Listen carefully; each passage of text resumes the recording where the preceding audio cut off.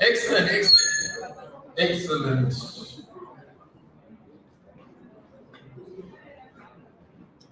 Okay, great. We're ready to restart the. Please take your seats, then we can be able to continue.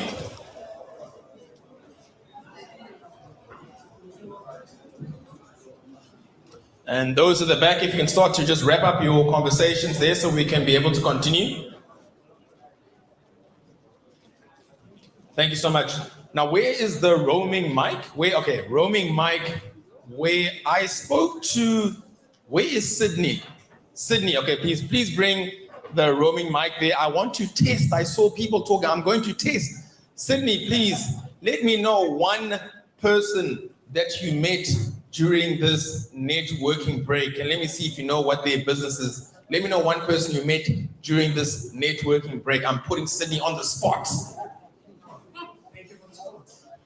I met a lot of very interesting people from goodness in real estate, banking, catering, transportation, partner as well. A lot of very interesting individuals.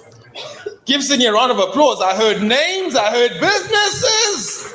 Very impressive. Cool, thank you. Now we're going to move over to the next segment, and I'd just like to ask if Hetty can please come and grab a seat here with me. We're going to be going into the Q&A session. We're going to be going to the Q&A session where you can be able to ask your questions, and we'll be able to engage further from there. And if I can also just get another mic, that would be great, so that we can be able to continue this Q&A session as well. After this, the pitching segment will be taking place. You know who you are. You have been communicating with Joyce, and then we'll have the pitching segment after this. Thank you. All right, fantastic. So like we promised at the end of the masterclass, this is now our Q&A session, and this is where we can get to ask questions, get answers, and really have a conversation with each other as well.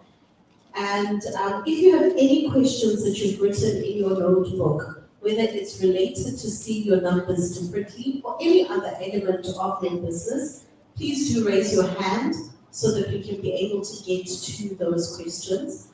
I remember at the end of the masterclass, there was an outstanding question from the front. So Robin, Mike, if you can come back to the front, just so that that question can be asked again, and then we can start that off first. All right, great. Hello everyone. My question was, how do you scale your business in the long run? I'm talking about factors that you meet along the way. How do you tackle them? So when I reach that stage, I will have more options on how to deal with that. Okay, fantastic, great stuff. Papa, do you want to start with that, or should I? Okay, let me start from my end. I think it becomes from the beginning, just in looking to begin with the end in mind. So when looking to scale, the whole ideology is in terms of how do I get this business to operate, especially less and less without me. So that's going to be looking into what type of individuals do I need in the business and what type of systems do I need in the business. Because in each area, especially from the beginning, you're pretty much going to be doing everything. Pretty much you are the person in charge of marketing, you are the person in charge of accounting, you are the finance person, you are everything. But in each place, not to get stuck being the technician in the business, but looking to have the business grow so that we have different people fulfilling different roles. When I say technician, it's very easy for all of us to look into a business and say, look, I'm good in baking, and then now I become a baker, and then I spend all my time baking. But now the thing is that one day now gets stuck being a technician in the business. And in order to grow the business is understanding these are the type of individuals that I need in the business. These are the type of people I do not need in the business because now I've seen them leave. So you're able to understand that. And then you start to document every area in the business, document so that if somebody new comes in for a role, they can be able to go through the information and it can be done in exactly the way that you want it to be done so that you're able to duplicate yourself. And even like Hetty said, because everybody's got different businesses, there's nothing wrong. There's nothing wrong in using some of the AI tools that are available to us. And it's not complicated, whether it's ChatGPT or Gemini, and you can Google these things, those who are not using them for now. You can go into them and you type in, this is who I am, this is where I am based, this is my type of business. If I'm looking to scale, what elements do I need to be considering? And it will even give you a whole plan very specific to your type of business. But definitely, like I've already mentioned, you'll be needing to document each and every area in the business so that when somebody else comes in, they can be able to follow that exact recipe as well. Yeah, definitely. I think one of the things I also want to encourage you to use is digital tools. There are different ways to scale a business, and it's important to understand which element of scale am I looking at. Most people, when they think scale, they think you must open more shops. Maybe you need to scale your productivity. Platforms like Monday.com, very, very good for scaling productivity. Another platform for scaling and being able to see what your staff are doing when they're doing it, Trello, Trello, Trello.com, very, very good. Scaling of time management, there's a very nice platform called Hey Jude, Hey, Jude.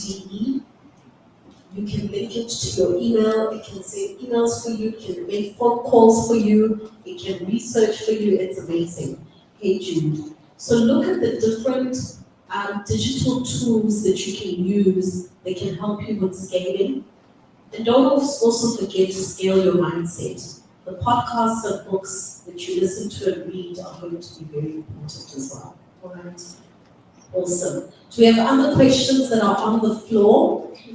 Other questions that are on the floor can be related to your product, can be related to growing your business, showing up on social media, getting staff, of course, seeing your numbers differently as well. Do we have other questions that we have on the floor? This is your time, so please don't be shy in asking the questions that you have. It can also be linked to the stage that you are in your business, whether it's linked to being the seed stage, the growth stage, or even in the bloom stage as well. All right? Any questions that we have here on the ground? I actually got a question earlier on during the networking session, so let me bring that one up. It was actually quite an interesting one because one of the things the lady was saying is, how do I know what it is that I should be posting on social media? And I thought that's actually very relevant because a lot of us, we are on social media, but we don't know actually what it is that we should be posting. But let me hand that one through to you as a start. You know, one of the easiest way to go about it is to understand the thinking process is to document your journey, is to just document your journey. And why that's important is that so your client base can know what does it take to be able to have these items that you sell, or what does it take to be able to have this service that you're providing them through. So, you know, not to get too bogged down in, you know, what will people say and so on, but it's just to be able to document the different elements of the journey to be able to service your business. All right, fantastic. If we don't have any more questions that are on the ground, I really, before we go into perhaps a collaboration session, I really do want to encourage you to remain plugged in to the Monetize Your Business community. If you are not yet in the WhatsApp group that is linked to today's workshop, please make sure that you go to the registration desk over there. They will put you into the WhatsApp group. So today, of course, is a physical workshop, but every month we also have a free online masterclass. Free online masterclass that is on Zoom. You can log in anywhere that you are and you participate in the masterclass. Every month we've got a different topic and you can ask questions in the masterclass as well.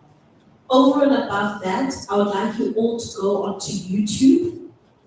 On YouTube, you search Monetize Your Business. You'll find our YouTube channel there. It's Monetize Your Business. Of course, it's in partnership with FNB. You want to subscribe to that YouTube channel. Every week, we've got content that is put on the channel. Conversations that we're having with fellow entrepreneurs like yourself. We also talk about specific topics that can help you grow and scale your business as well.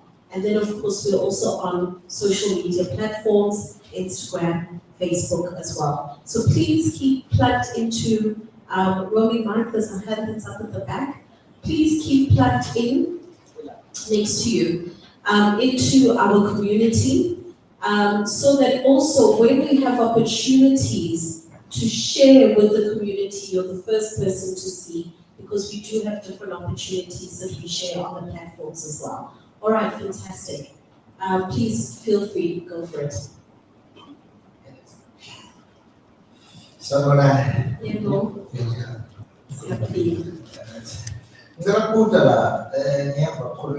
Business, but business how fun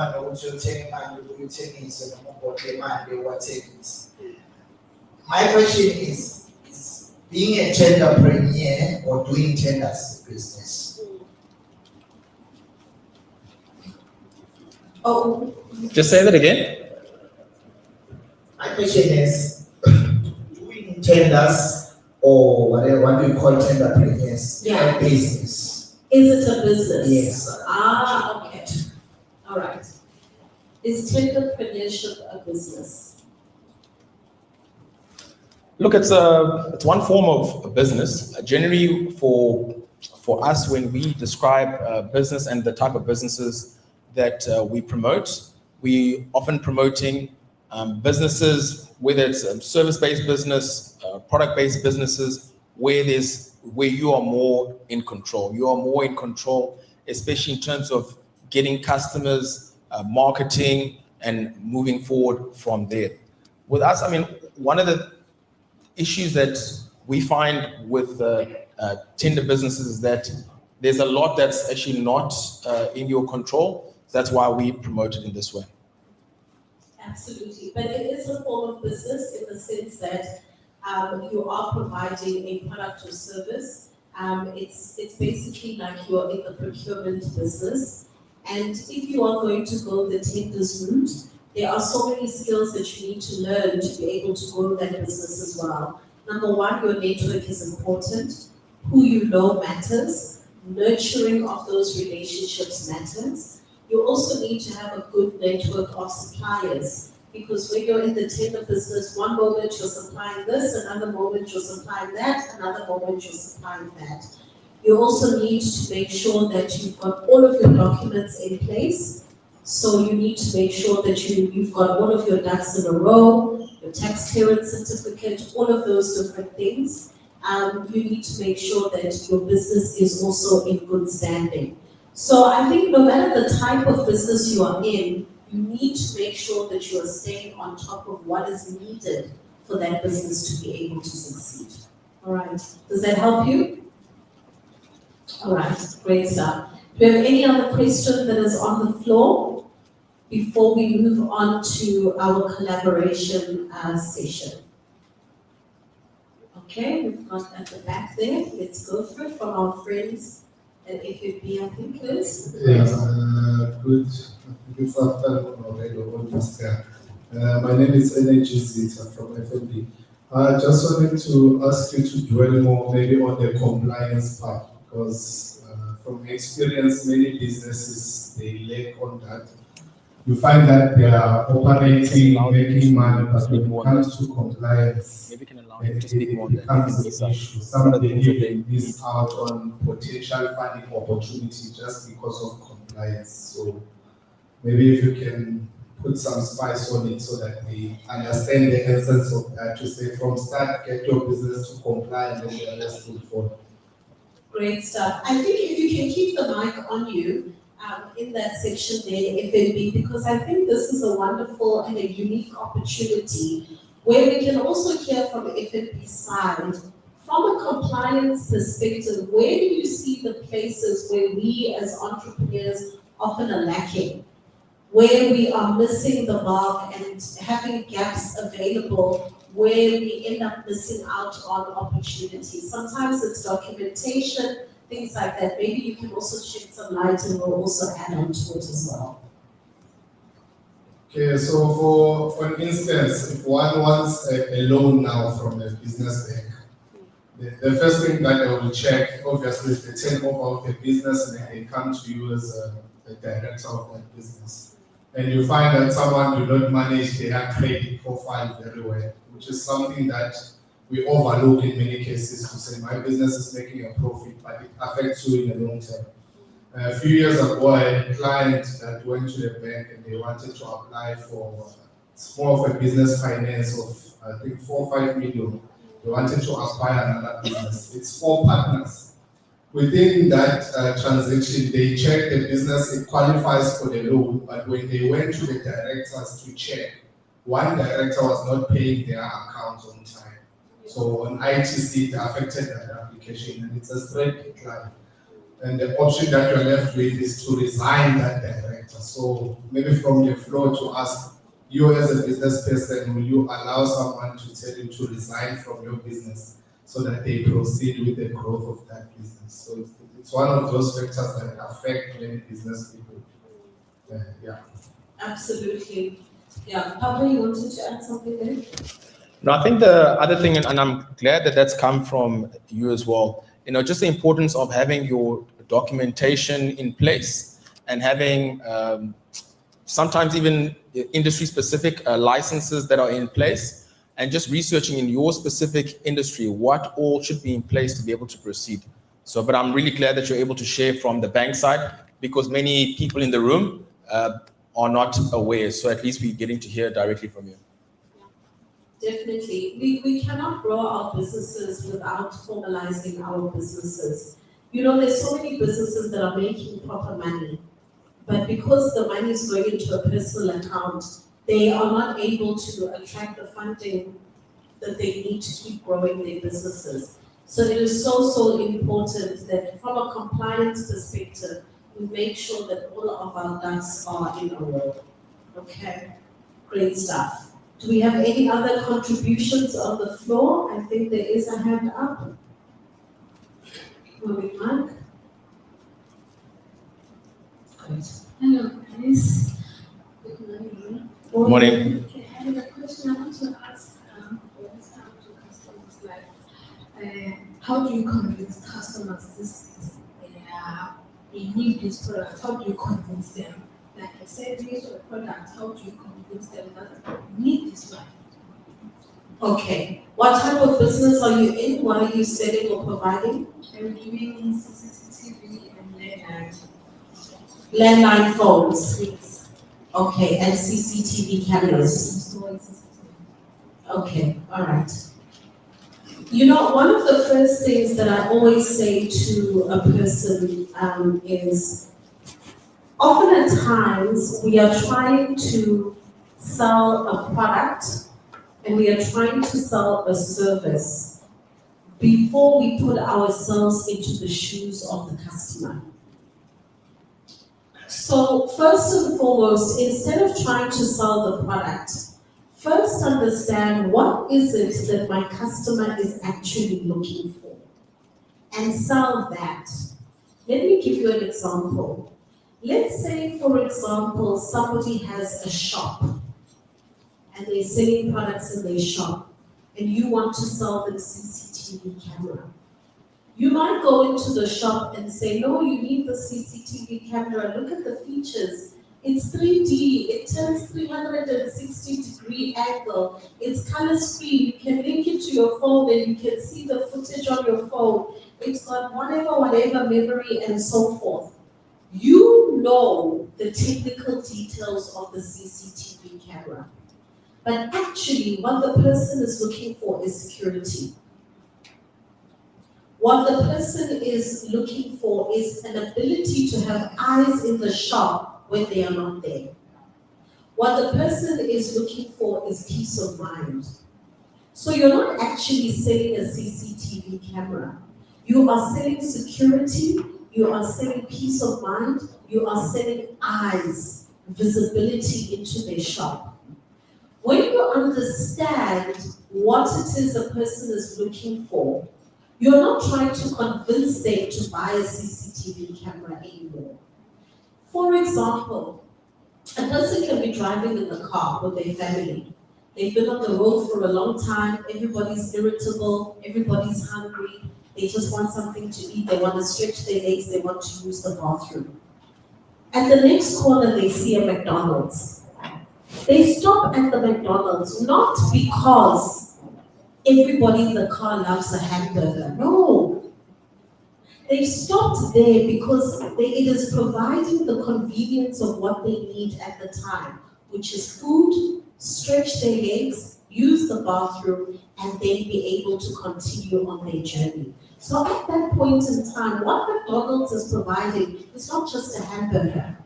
Am I making sense?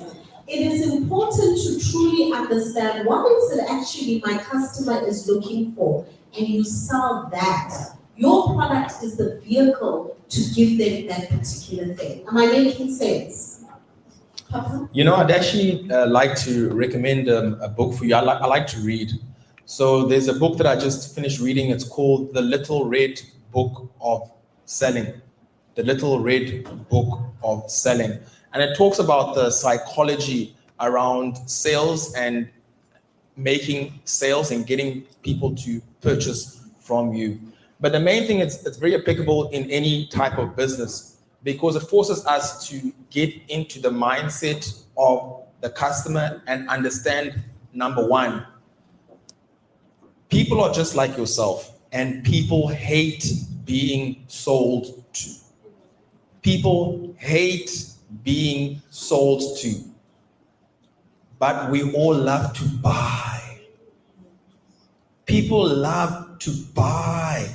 And they buy all the time. And that's why I love the example that was just used now. Sometimes we are selling features, or we are selling this camera, or we are selling all of these different angles here. But what a person wants to buy is security. What a person wants to buy is peace of mind. So in all areas of business, if we are using words and communicate things around which entice people to buy and what's more important to them, you then get to see that sales becomes a non-issue. Sales come automatically because we're just using the language of buying that brings about for people. So I'd like to recommend that book through to you and to everybody else as well. It's a very short book that you can use so that we can change our mindset when it comes to sales and selling in general. All right, fantastic. Do we have any other questions on the ground? Roaming mic, we've got one here in the front. Yeah. Thank you. Just taking you back.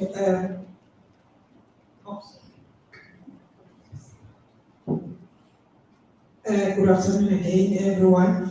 I just wanted to take us back to the issue that is very important, which Mr. Energizit raised, the issue of compliance. I also would like to make a contribution in that regard, because that is what we assist a lot on. I wanted to share to MSMEs that over and above just checking whether the documents are there, if they can please regularly check the validity of the documents, because these documents, they expire starting from the PTY LTD in 12 months' time. They should remember that those documents, they expire. Your BE affidavit, it expires, same as the certificates, your CSD documents and the rest of them, if they can regularly check on those, because most times they miss out on opportunities. There are opportunities that we present to them, SEFA, the funding opportunities, the procurement opportunities, because we work with ecosystem partners. By the time the submission date comes, that reapplication for that particular document is not there. And so, on the issue of trying to help them sustain their businesses, please, on compliance, regularly check are the documents still valid. I love that. Thank you, Andile. Love it. Thank you, thank you. That's very, very important because you'll be having a stack of documents thinking you're compliant, and now when you're seeking an opportunity, you realize that something has expired and an opportunity passes you by. So I think that's a very good one. Thank you so much for that contribution. Do we have any other questions on the ground? All right, we've got another one here in the front. Please feel free, guys, to ask your questions. There's no silly question. Every question is important, and sometimes you find that when you ask a question, somebody else in the room also has. And if you've got your own knowledge, remember we've got so many experts in the room. Feel free to also add value by sharing your insights as well. Absolutely right. The question that I have right now is that I used to see most of the businesses shut down because most of the owners use their money, the finances of the company for personal use. So now it takes me to my question, how do you discipline yourself in terms of not using your company's finances for personal use? That's a good one, Papa. So it comes about in having the correct mindset. And the real mindset is to be able to understand that money that comes into the business, that's not my money. Do you understand? Because I used to make the mistake in the beginning. I had a bad mindset where I'd see money come in and I get excited. But it's to grow to understand in the different stages of business that we spoke about earlier, is that when money comes into the business, that's not my money. And in seeing numbers differently, part of that is to understand this is the salary that I'm looking to work with. When money comes in, you need to remember and be cognizant of money needs to be going to staff. There's money that needs to be allocated for rent. There's money that needs to be allocated for all different types of expenses. And, forcing yourself even to just draw up a budget. Draw up a budget so one can understand what portion needs to come through to me. Because if you just take the money as it's coming through, you're destroying your business. You are destroying your business. And we want the business to grow. One of the things that I wanted to mention when we were talking earlier about seeing your numbers differently, an important exercise to go through, because we all live through and go through with expenses, is take the time to write down every month the money that the business generates. Take the time to actually really write it down. And you'll see over 12 months, you'll be able to see specific patterns. And in those patterns, when you go into the new year, it gives you an idea of when you have high season, when you have low season. So that when you now understand, you can start planning. So when there's high season for revenue, you can be able to start planning better for the low season of revenue so that it's not unexpected. I'll give you an example that we learned some years back. You know the business Net Florist. So Net Florist, they went and looked through, and can you take a guess which is their best period in the year for Net Florist? Can you take a guess? If the mic can come back, I'd like to ask and see what answer that you have there. If you have to think in the year, when is their best period in the year? September, October. Valentine's Day. Okay. So in going through their numbers, they got to understand that their best time in business is Valentine's Day. There is nothing Net Florist can do to drive up sales on the 17th of February. It's over. There's no marketing, There's no influencer campaign they can run to drive up sales on the 17th of February. So once they understood their numbers, what they then did is that they would drive up supply so that they have enough stock, enough drivers and everything to be able to deliver as much as possible by Valentine's Day. They did this to a portion where most of the sales that they achieve for that Valentine's Day period, it covers the expenses for the rest of the year. So that is why it's very important when we're discussing seeing your numbers differently, is being able to understand those seasons. So you also don't get stuck in a low season and now you feel forced to now steal from your business, because that's actually what it is. You're stealing from your business when the money comes in and you take it from your personal expenses. Okay? Wonderful. I think that was a really good one. Do we have more questions on the floor? All right, we've got some on the left-hand side over there on the mic. Cool, we'll just take the last one before we go into the next segment. Okay, sure. Morning, everyone. My name is Kim Mazi. I want to check from your colleagues as to what percentage should I charge as a profit markup on my commodity? Because previously I've been in the tender prevention, as he has asked about, but that one I met some challenges because sometimes when you render a service, you purchase some substances that are imported. The rent dollar issue comes to play, and the fact that the price that we have quoted to the client, now you are left with nothing at the end of the day when the customer pays. So on average, what percentage should I charge? What type of products or services are you doing at the moment? At the moment, I'm doing tent and chairs for her in the events. Tent and chairs, okay. All right, great.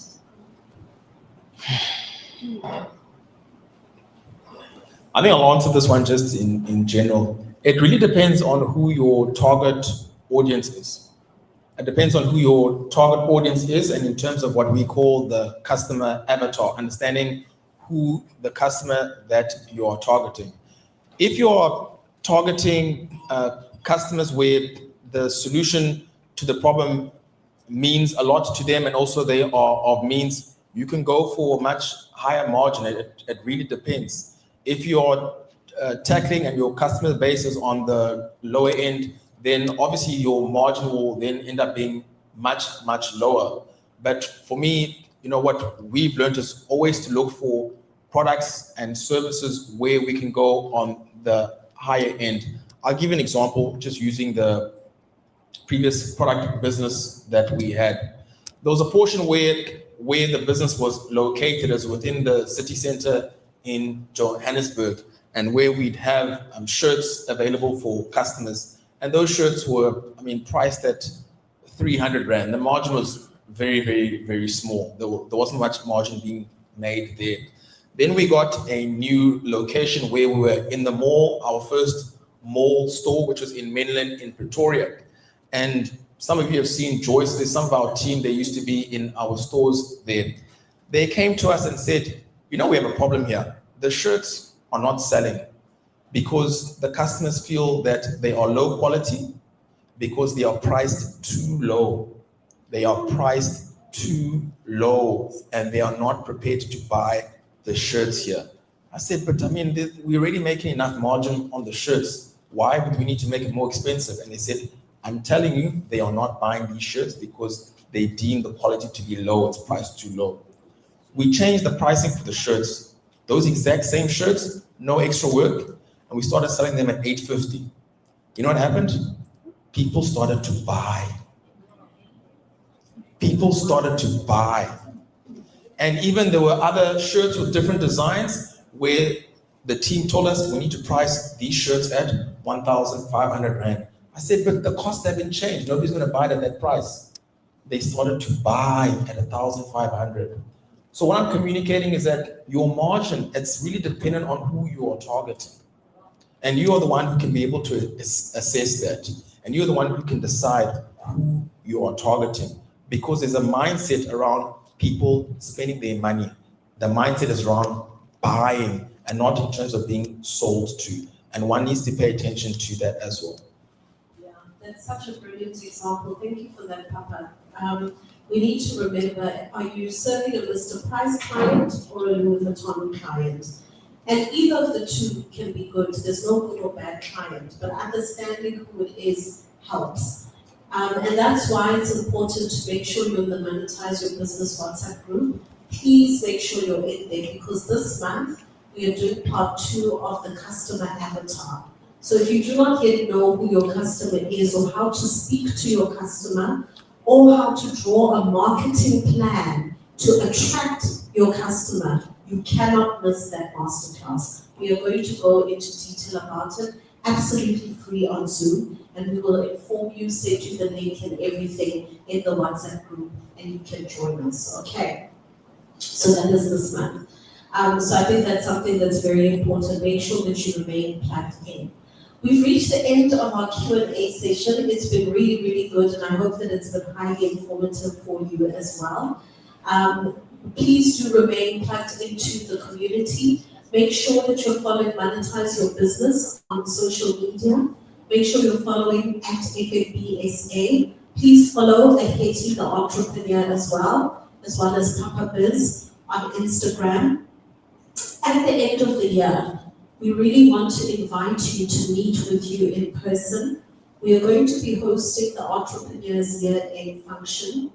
Vusite Maguire is going to be in attendance. We're doing this in partnership with FNB, and we would love for you to be able to be in attendance. This is your opportunity to end off the year on a bang, a really good note, and to be able to celebrate the end of the year. That's going to be taking place in Johannesburg. So I'm giving you more than enough notice, to plan your things so that we can meet together. We'll share all of the details with you online, and we look forward to meeting you there. But in the meantime, please stay connected to the ecosystem. I'm going to hand it over now to our program director. Thank you, Papa. Cool, thank you very much. Okay, great. We're now going to enter into the pitching segment. We're going to enter into the pitching segment. Team, if we can get rid of these chairs. And for the pitching segment, you've been already communicating with Joyce. So if I can ask for Mhlonipeni Mabuza, if you can make your way to my left over there. Then Spiwe Silanda, please make your way to my left as well. Vincent Chibi, please make your way to my left as well. Spiso Tobela, please make your way to my left. You'll be seated over there. Then Smangele Dlamini, please make your way to my left as well as Bongani Koza, please make your way to my left. There are chairs waiting for you to be seated there. Now, you have been communicating already with Joyce, and you know who you are. Please make your way to the left over there to be able to engage in the pitching segment. Now, what's going to be happening here? Yes, please may I also have the judges, if you can please make your way to the table here. The judges, if you can please make your way to the table. Now is the time to make your way through to the table. If the judges can please make their way to the front as well. Now, what I want you to know is that the people who will be pitching their business, they have all been given strict instructions. They have been given strict instructions, and those instructions are that they will only get 2 minutes to pitch. They will only get 2 minutes to pitch their business. Now, what they need to answer during this segment is very specific. The questions they need to be able to answer, they need to be able to tell us, who are you? Tell us about yourself. Who are you? Also, they need to be able to tell us, what is your business? What is your business? Because we want to know. they need to also be able to explain what problem does your business solve? Does your business actually solve any problem? What problem does your business solve? They need to be able to tell us. Also, how do you make money? How does this business actually make money? Or is it still an idea and therefore this business doesn't actually make any money? So we want to be able to understand that. Also, we want to know what is unique about your business. What makes your business different? Is there nothing different about your business? We want to know what is unique about your business. Also, we want to know what will you do with the money? If you win this pitching competition, what will you do with the money? We want them to be able to explain to us. Also, we want to know, how does the audience reach you? How does the audience reach you? And these are the questions that we want them to be able to explain and answer through to us. At the same time, they only have 2 minutes to pitch. They only have 2 minutes to pitch. Now, I want to remind you, we are all in agreement. We had an arrangement from the beginning. Remember, when somebody comes to this stage, I want high energy, especially for the pitching participants. You know why? It's not easy to get onto the stage and speak, especially in front of your community. So you're going to give them high energy. Is that correct? Is that correct? Okay, are we ready with our first participant? High energy, remember, our first participant is Mhlonipeni Mabuza. Please help me welcome him to the stage.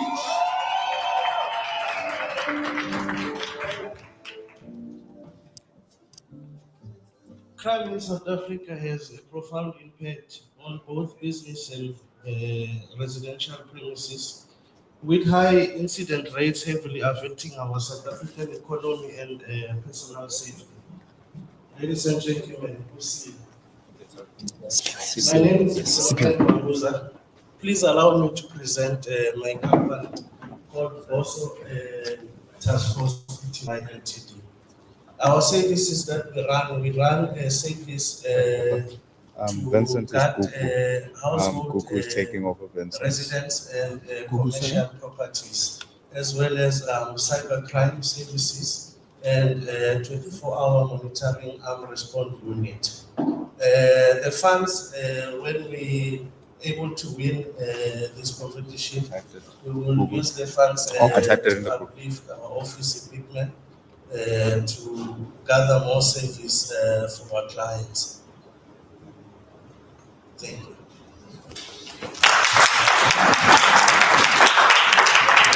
Thank you so much for that. Thank you so much. Thank you. And we are moving right along. That was our first pitch, and now we are moving right along. One of the questions, and the reason that I mentioned them to you, that I saw some of you writing them down, which is very, very good, is we ask, what problem are you solving? What problem does your business solve? And the reason we ask for that is that for each of us, whether it's here, and especially to be able to communicate through to our customers, is actually, what problem does the business solve? So when we are asked earlier about the sales and how to get people to buy more and how one can be better at selling, is really taking the time to think about, what problem do my products and services actually solve? Because when we understand that and we give that messaging out, that's how we're able to attract more clients. That's how we're able to attract more clients. Okay. Our next participant that we have coming through is Sipiwe Silanda. Please help me welcome him to the stage.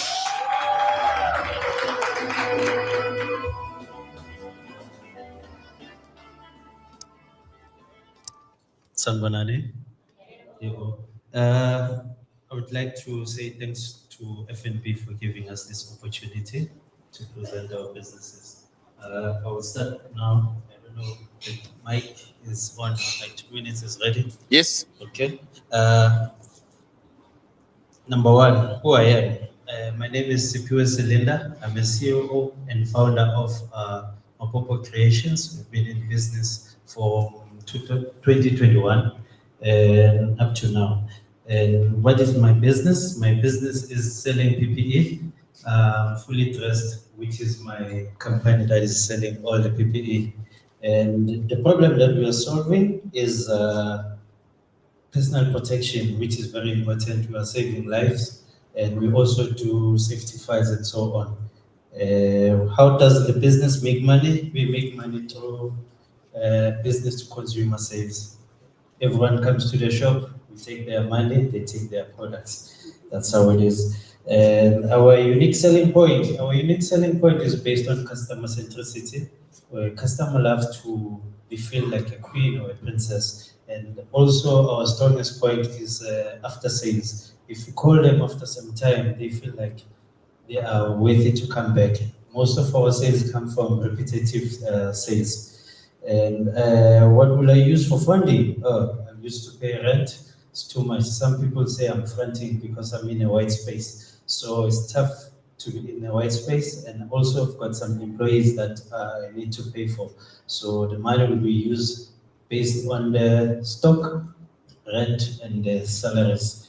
And then how can you reach me? You can reach me through online Googles. We also started with social platforms. We've hired youngsters. They are modular in that.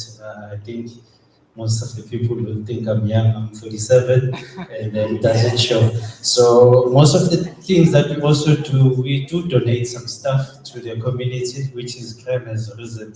So we do some reflective vests to the CPF and so forth. Thank you for giving me the opportunity.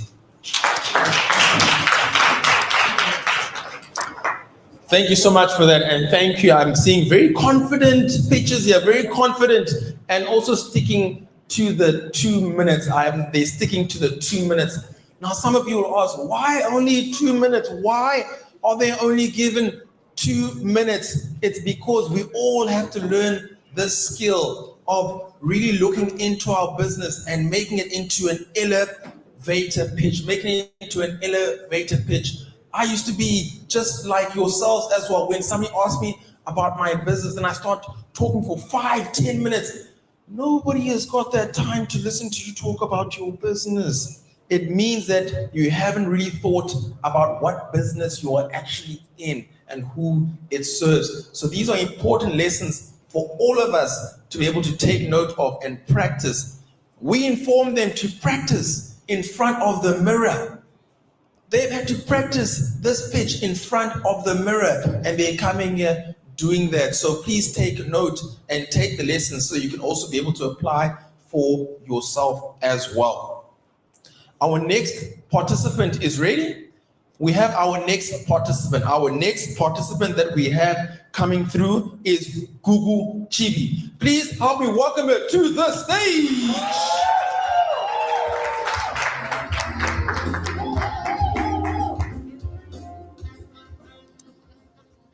We are well known as a source of delicious treats. That's what we are. Imagine walking into a space which is a very warm environment with a beautiful aroma of a beautiful, freshly baked goodies. You will definitely want to try something out. Good day, everyone. My name is Gugu. I'm the co-founder of the Cardi and Candies, General Labor and Trading, which is Cardi and Candies. Cakes and more. We are a bakery based in the rural areas down there in Blue A. So basically, we specialize in all things baked. You come to our shop, you get a slice of baked or a slice of cake. You can find your freshly baked bread. So what we contribute into the community is that we are able to provide them with freshly baked bread from only the finest ingredients, unlike some of our competitors in the area. Since now you know that we are faced with the food poisoning pandemic from the foreign outlets. So we are standing in the gap of providing our customers and the community at large with freshly baked bread sourced from only the finest ingredients. Our unique selling point is that we treat our customers with respect. Everyone wants to be respected where they are putting their money in. So we always make sure that we we treat our customers with respect. We always offer them a trial, like maybe they can get a piece of what we are doing so that they will know what exactly they are doing. The money will be used to expand our business, to buy a bigger oven, because yes, our demand is getting bigger and better. How can you reach us? We are available through TikTok. We post videos on a daily basis on how we source our products, our kitchen, because our kitchen is very clean. And then we also post pictures of our work on the social medias, of Facebook, your Instagram, and your Twitter. And our cell phone number is 0761089282. You can reach us on all social media platforms. For more information, you can go to the back there and have the sense of, hey, see what I'm talking about.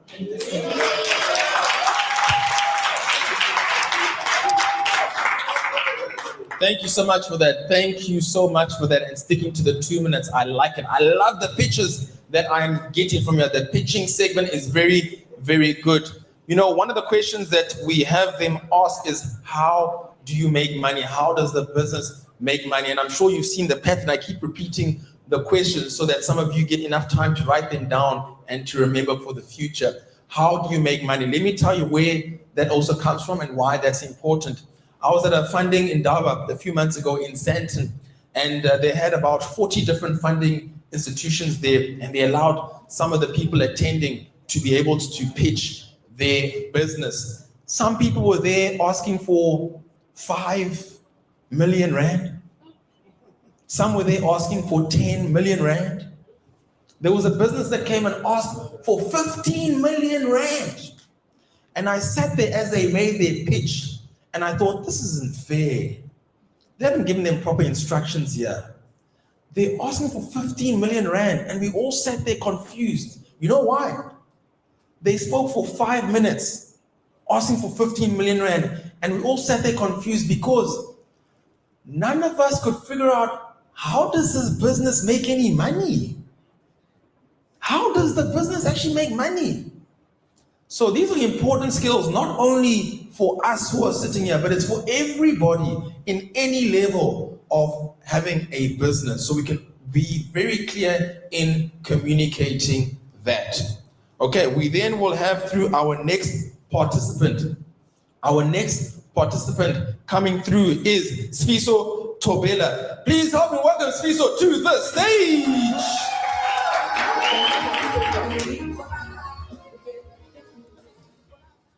Shambaran, Bijan, Apilanan. Imagine going to Spa and you find cockroaches where there are cakes in your food. Imagine. You go to Pick and Pay and you get cockroaches where there's your food. Okay, that's where Complytech comes in. So, where I am, my name is Bennett Sfiso-Gatobela. I'm from Complytech. I'm a co-founder and a director of Complytech. And what does my business do? And we assist small businesses like your food industries with compliance with authorities such as your municipality and business plans, fire license, and all these things. And HACCP plans and developing HACCP plans and a clean environment where you can get your food at all times and it's clean. And what problem are we solving? It's basically to keep a hygienic place and a safe place for the employees and safe food for the consumers at all times. How do we make our money? We make our money through business registration. We register a business from scratch. We train your staff as to what is expected of you with food safety, as far as food safety is concerned, and how do you keep your kitchen or your food preparation area clean. What is our unique selling point? Our unique selling point is that we are affordable business and we are competitive, and as well as we are reliable and we always deliver the best. All of our clients, they always get the best out of us as Comply Tech, and they always comply with authorities. What are we going to use the funding for? We're going to develop a digital app where our customers will reach us quickly, and also to increase our staff complement and employ more food safety qualified students. How to reach us? You get us from our website called ComplyTech, www.complytech.com, and we get us through our email at kanaconnections@gmail.com. Our phone number is 0722-850866. Thank you very much.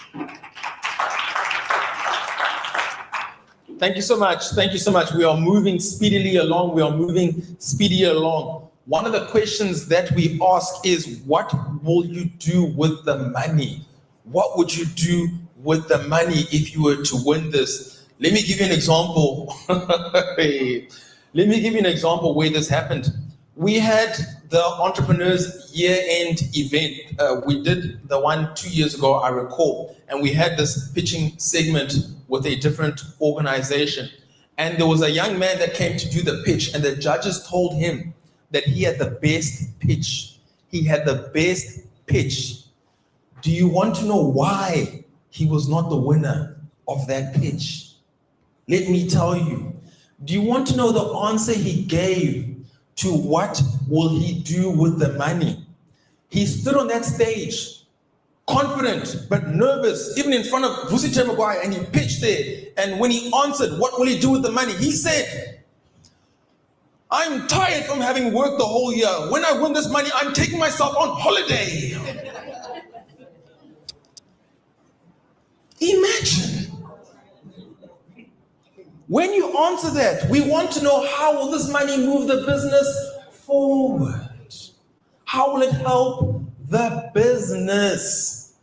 And it's very important to be able to clearly communicate that at any opportunity that you get. Okay. We've got our second last participant here. Remember, high energy is Smangele Dlamini. Please help me welcome her to the stage.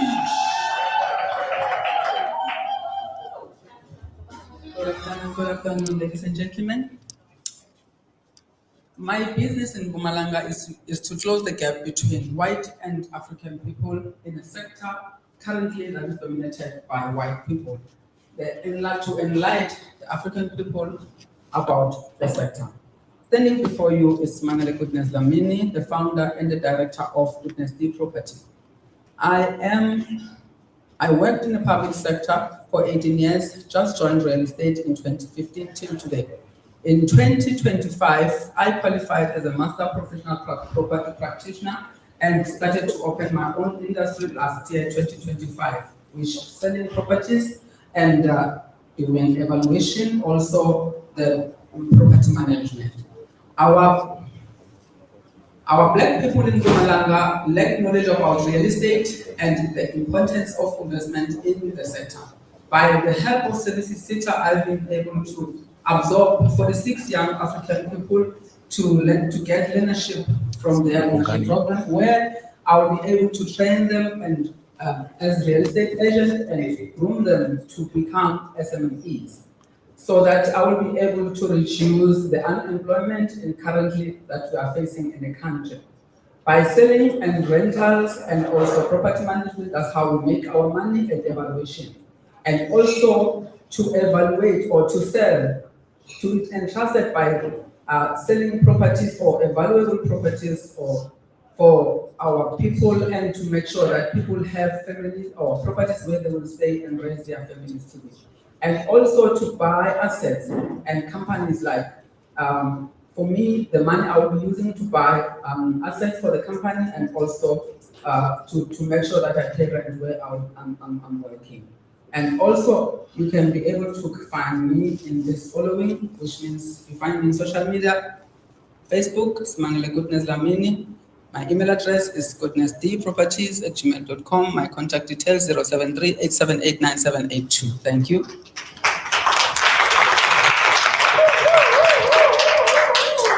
Thank you so much. Thank you so much. We have now arrived at the last person who will be doing their pitch segment. We have now arrived at the very, very last person. You know what is interesting about him? Two things. Number one, he was actually the very first person to arrive at this workshop today. Which means what? I just spoke with him now, and you know what I discovered? He is very nervous. He is the last person to pitch, and he came here so early. But you are going to let him know he has nothing to be nervous about. He must come out here and he must give us his story. Is that correct? Our last person to pitch today is Bongani Koza. Please help me welcome Bongani to the stage.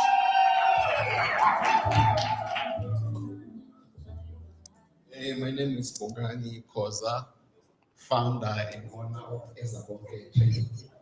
Ezawonke Trading, it's a company which was established in 2007, basically for civil works. So currently, our clients are private business who are doing, as ever, doing civil works for them. So the problems that we have identified, especially in Komazi, we have got a lot of flooding. So we are dealing with stormwater drainage. So whenever we've got problems with stormwater, don't hesitate, call us. So we generate our revenue with private clients, as I've mentioned earlier on, through RCL, and that is where we make our money. As you can see now, after this speech, I'm going to RCL to continue with my job to generate more money. So the money that I'm going to get here, we'll use it for buy equipment. We also want to do our website so that we can attract more customers. Because the municipalities, they've got problems with stormwater drainage all over the country. So if we have a website where they can see what are we doing, I'm definitely sure we can get more customers. Thank you very much.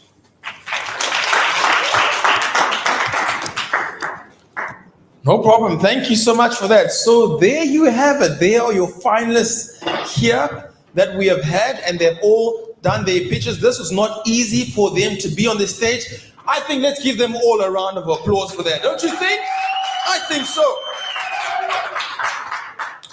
Great. We're now going to take a short break as we allow the judges to go through so that they can figure out and work out together who the top three will be, and then they will communicate as well who the winners are. I will remind you, the bathrooms are straight through to the left. You're welcome to continue networking, and the F&B station is still at the back. They are waiting for you. Make sure to have visited them and just ask how they can be able to help your business. Tell them about your business and see how they can be able to help your business. The time now is 12:35. I will let you know when to come back, and I will announce when to come back so we can all learn together about who our winners will be.